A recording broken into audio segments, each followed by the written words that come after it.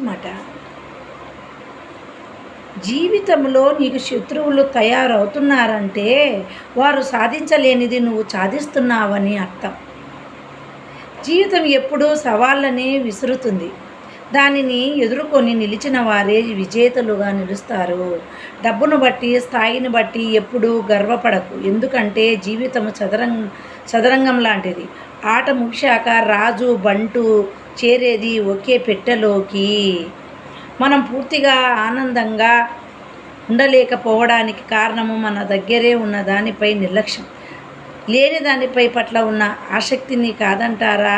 నువ్వు కన్న కల పగిలి ముక్కలైపోతే అనుకో, వాటి ముక్కలయ్యింది అనుకో, వాటిలో ఒక్కొక్క ముక్క తీసుకొని వెనకాడకు. ఎందుకంటే మరో కొత్త ఆరంభానికి అదే నీకు ఆధారం. జీవితం అనేది గమ్యం కాదు, గమనం మాత్రమే. ఎన్నిసార్లు ఓడినా గెలవడానికి అవకాశం ఉంటుంది. Please subscribe.